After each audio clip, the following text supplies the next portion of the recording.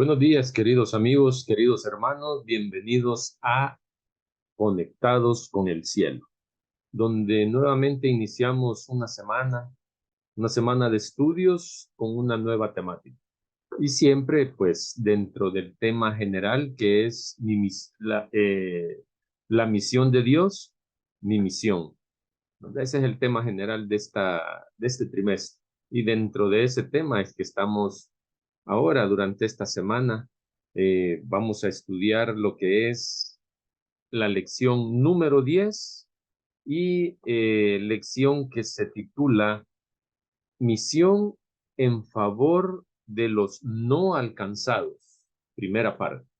Esta semana estudiaremos la primera parte. Pero antes de poder entrar a nuestro tema de hoy domingo, vamos a tener una oración.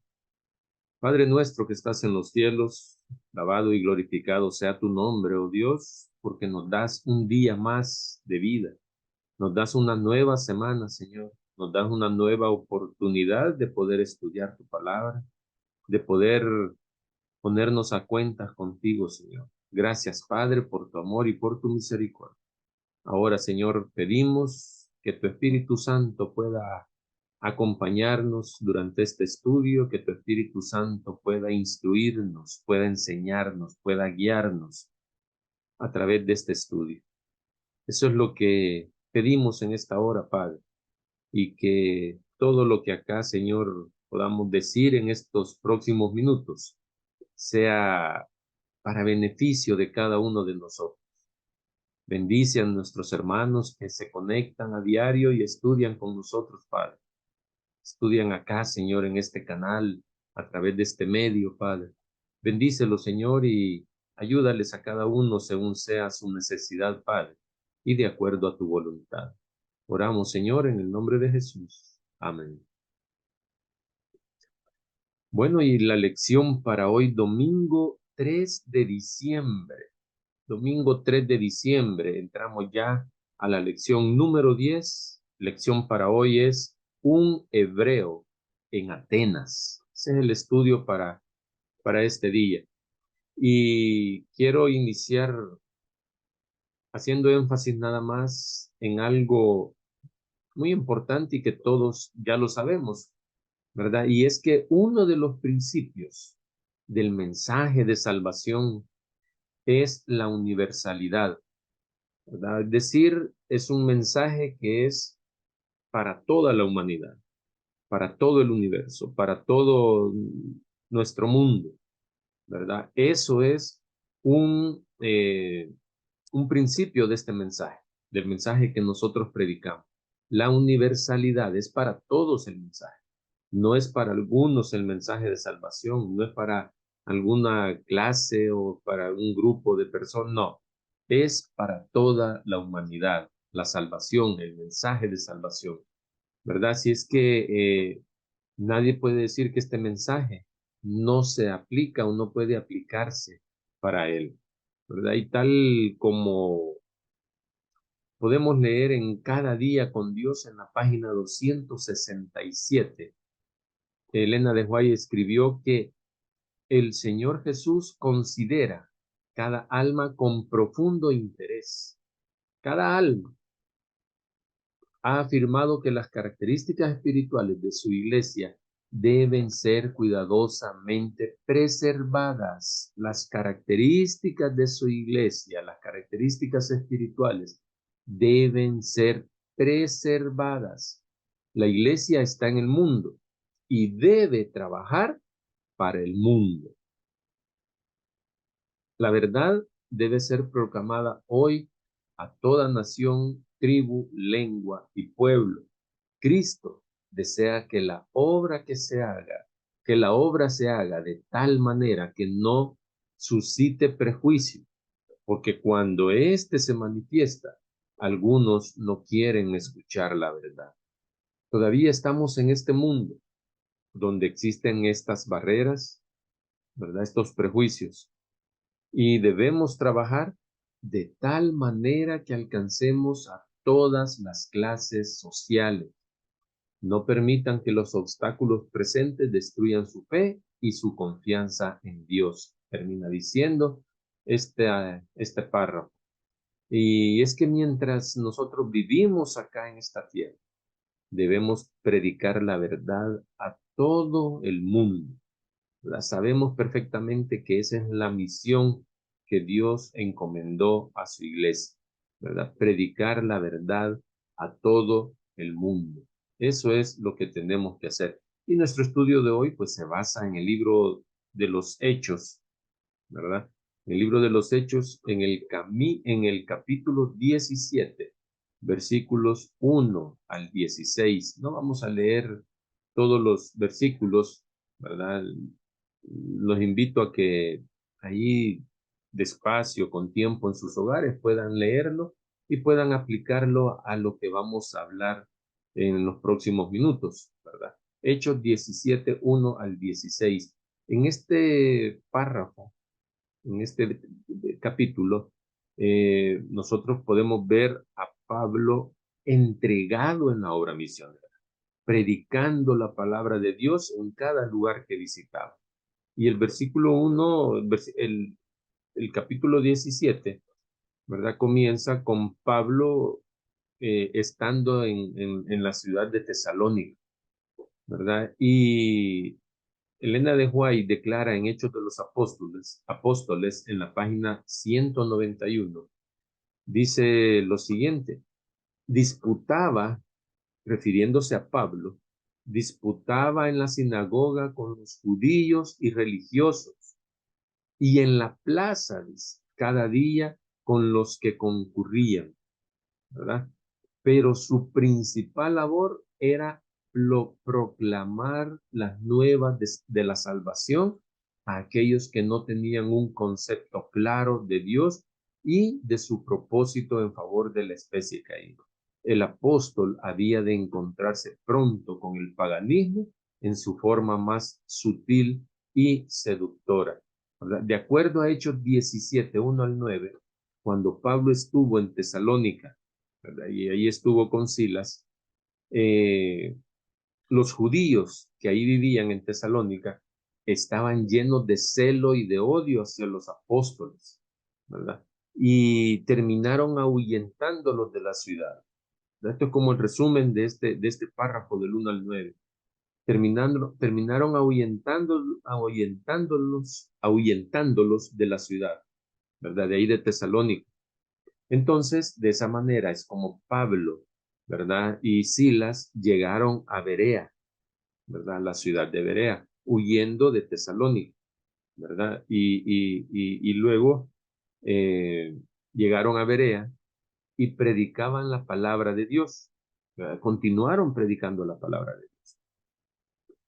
Pero cuando los judíos de Tesalónica se enteraron que Pablo y Silas estaban en Berea, eh, se fueron, se fueron estos judíos, ¿verdad? Los mismos judíos que los habían echado de Tesalónica se fueron para Berea y allí fueron otra vez a alborotar a las multitudes para que también de Berea fueran echados Pablo y Silas, ¿verdad? Y así fue como hicieron, y eso fue lo que pasó. Y eso está ya del versículo 10 al 16, es cuando eh, al 15 es cuando Pablo y Silas estuvieron en Berea y fueron echados de ahí también, porque los judíos de Tesalónica se enteraron y llegaron a Berea para sacarlos de ahí. ¿Verdad? Esta es parte de la historia de cómo Pablo predicaba el evangelio. A cualquier ciudad que llegaba, Pablo llegaba a predicar el evangelio. Y así de esta manera es como Pablo terminó llegando a Atenas, ¿verdad? Que es a lo que se refiere nuestro tema de hoy, ¿verdad? Pablo terminó llegando de esta manera a Atenas, ¿verdad? A la ciudad de Atenas. Ahí terminó Pablo llegando.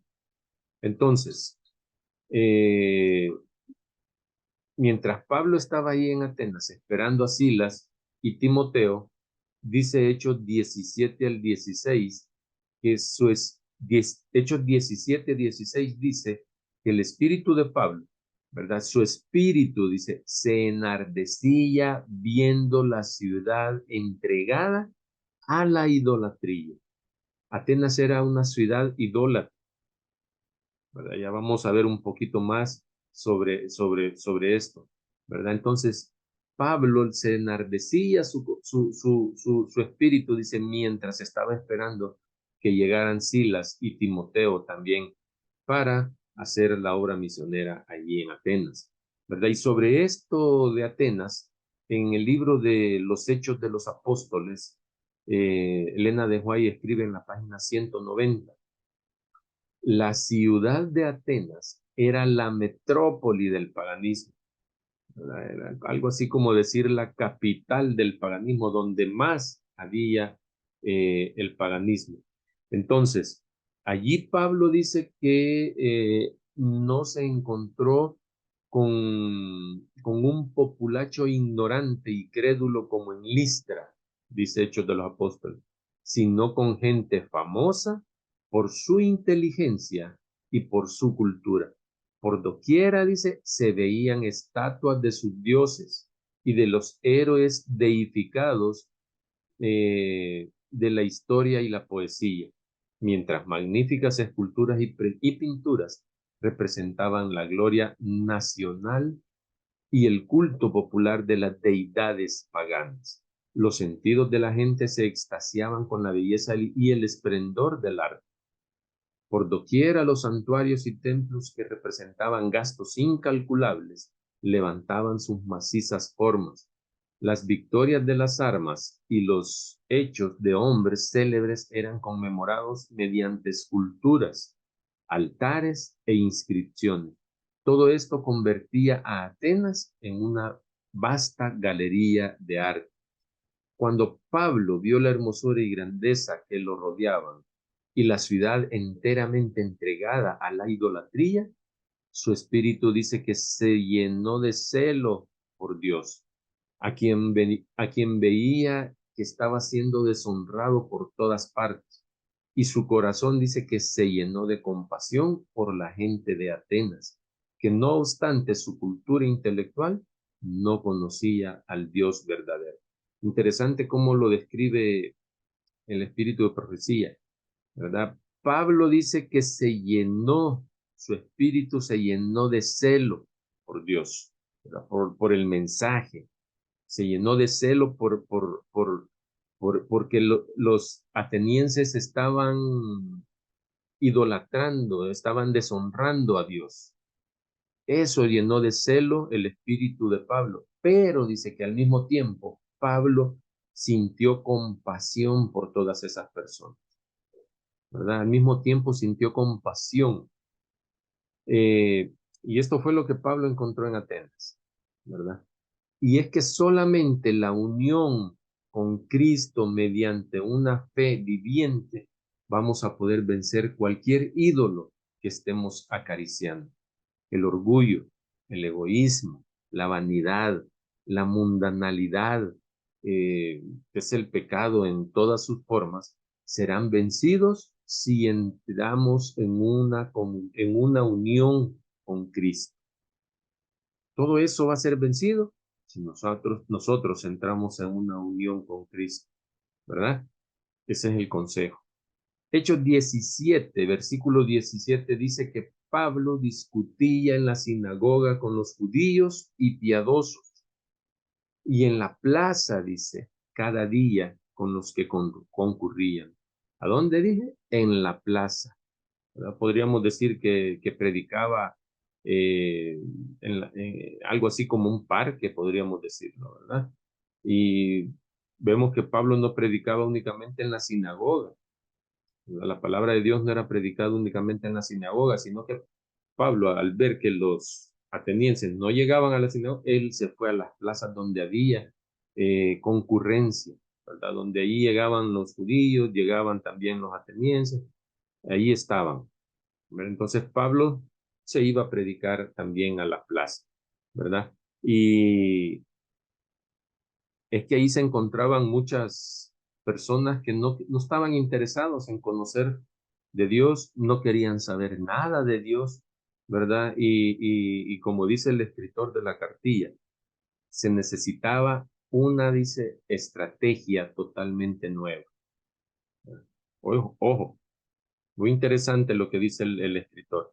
Se necesitaba una estrategia nueva y eso es lo que Pablo utilizó, ¿verdad? Y por eso es que Pablo predicaba en esos lugares públicos, por eso es que Pablo se fue a predicar a la plaza o a los mercados o al parque, ¿verdad? ¿Por qué? Porque ahí encontró a la gente que no quería saber nada de Dios, a lo mejor, ¿verdad? Entonces, aquí es un tema muy interesante cuando dice el escritor que se necesitaba una estrategia totalmente nueva, ¿verdad? Si bien es cierto, eh, Pablo usó una estrategia totalmente nueva, ¿verdad? Como dice el escritor, Pablo en ningún momento dejó de predicar la verdad. Pablo predicó la verdad tal cual es, ¿verdad? No enseñó una doctrina a medias, no enseñó una doctrina liviana, ni algo que estaba de acuerdo a los atenienses idólatras, solo para atraerlos a Cristo. No, Pablo no rebajó el mensaje, no rebajó la doctrina que él había aprendido. Entonces la pregunta que aquí nos podemos hacer, y es una pregunta obligada que debemos hacernos, es ¿por qué hoy en día muchos nos quieren enseñar un evangelio de acuerdo a la vida que llevan algunas personas? ¿Verdad? Y si queremos ser más específicos, estamos hablando de esas iglesias amigables, ¿verdad? Esas iglesias amigables que hace unos días fue oficializada acá en El Salvador, acá en nuestro país. ¿Verdad? Hace unos días fue oficializada la iglesia amigable, ¿verdad? Entonces, en esa iglesia amigable es donde se dejaron de lado o se dejan de lado las normas de vestimenta, ¿verdad? El uso de las joyas, la forma de adoración, ¿verdad? Y muchas otras cosas más que han sido dejadas de lado. Entonces, ¿por qué lo hacen? ¿Por qué lo hacen de esa manera? Y es algo que nos quieren introducir, bueno, de hecho ya lo hicieron haciéndolo oficial, ¿verdad? Pero eh, por eso dice el escritor, una estrategia nueva, ¿verdad? Se necesitaba una estrategia nueva para alcanzar a aquellos que no estaban interesados en escuchar la palabra de Dios. Sí, ¿verdad? Una estrategia nueva está bien, pero ¿por qué rebajar las normas? ¿Ah? ¿Por qué lo hacen eso? Pablo, si bien es cierto, se fue a predicar a la plaza, usó una estrategia nueva, ¿verdad? Yéndose a predicar, saliendo de la sinagoga a predicar la plaza o los mercados, como le queramos llamar. Pero Pablo fue a anunciarles al Dios no conocido, dice más adelante la escritura. Fue a anunciarles al Dios no conocido, aquel Dios que hizo el mundo, aquel Dios que hizo nuevas, aquel Dios que hizo todas las cosas que hay en este mundo. Mis queridos hermanos, si bien es cierto que somos llamados a predicar, a, bueno, estamos en este mundo, estamos en esta era, estamos en esta sociedad, ¿verdad? Donde la tecnología ha avanzado grandemente. Entonces, si bien es cierto que somos llamados a predicar en esta sociedad de hoy en día, debemos mantener la pureza del mensaje de los tres ángeles. Eso es lo que debemos predicar y debemos mantener. No nos dejemos engañar, ¿verdad? Por algunos pastores que tratan de justificar que se necesita un nuevo método para alcanzar o un nuevo método en favor de los inalcanzables, ¿verdad? El tema de hoy es la misión en favor de los inalcanzables, ¿verdad? Y no debemos dejarnos engañar por ese nuevo método, ¿verdad? Eh, ¿Cuántas campañas se programan hoy en día por parte de los dirigentes de arriba, la asociación o la unión? ¿Cuántas campañas se programan durante el año? Se programa casi, por decirlo así, una campaña por cada uno de los departamentos de la iglesia, ¿verdad? Estamos hablando de varias campañas durante el año, ¿verdad? Y por eso, ¿y cuál es el resultado de estas campañas? Muchas veces no se obtiene el resultado esperado, ¿verdad? Y es por muchas razones, pero no vamos a entrar en detalles, pero son necesarias toda esa cantidad de campañas que se programan desde la unión. Viene el calendario con las campañas durante cada semana. ¿Serán necesarias todas esas campañas? ¿Verdad? Ya tenemos años de estar practicándolo, estar desarrollándolo, y cada iglesia puede ver si le es favorable o si saca buen resultado de esas campañas, ¿verdad? Entonces, Pablo cambió su método. ¿Por qué no podemos cambiar nosotros también nuestro método? Pero no así como estas iglesias amigables, ¿verdad? Pablo cambió su método y se fue a predicar a las plazas, ¿verdad?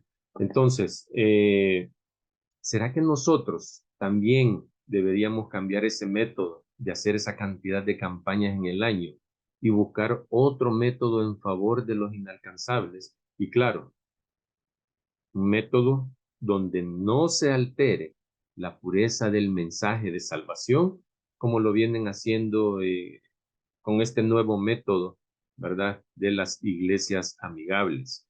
Entonces, para finalizar, algo también muy importante que el escritor dice, ¿verdad? En el último párrafo ahí de la cartilla, el escritor dice que debemos adaptarnos como Pablo, ¿verdad? Debemos adaptarnos. ¿Adaptarnos a qué? ¿Verdad? Y eso, y si bien es cierto, sí debemos hacer eso, ¿verdad? Es exactamente lo que debemos hacer, ¿verdad? Un plan de evangelismo que funcione muy bien en una iglesia no va a funcionar en otra iglesia, ¿verdad? No va a funcionar. Un plan que funcione en una iglesia no va a funcionar en las demás iglesias, ¿verdad? ¿Por qué? Porque la realidad de cada una de las iglesias es diferente, ¿verdad? Entonces, deben ser planes diferentes en cada iglesia, planes diferentes de evangelismo para cada iglesia. Pero dejemos claro que lo que se cambia es el método nada más. Se cambia el método, no se cambia el mensaje. El mensaje es el mismo en cualquier lugar. El mensaje va a ser el mismo, no se va a cambiar. Y eso es lo que debemos tener presentes siempre al momento de elaborar nuestros planes misioneros. Cambiar el método, está bien, cambiemos el método, pero el mensaje debe mantener su pureza, ¿verdad? El mensaje de salvación no debe de ser cambiado. Que el Espíritu Santo, mis queridos hermanos, pueda guiarnos para cumplir nuestra misión en favor de los inalcanzables. Nos encontramos mañana acá en Conectados con el Cielo nuevamente para poder seguir con este estudio, con este tema muy interesante. Hasta pronto y bendiciones.